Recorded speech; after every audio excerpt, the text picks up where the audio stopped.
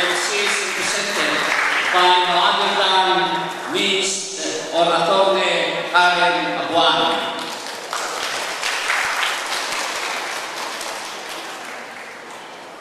We also have with us, which I have to acknowledge,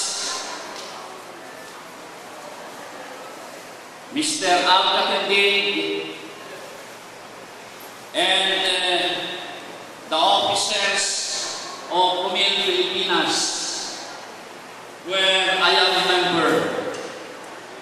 They are coming here to participate in this activity.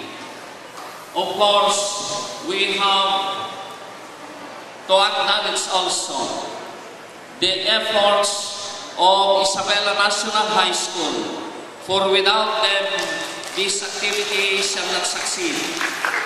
I am referring to the executive director, no other than Mr. Oscar Martinez, the principal of the school. Likewise,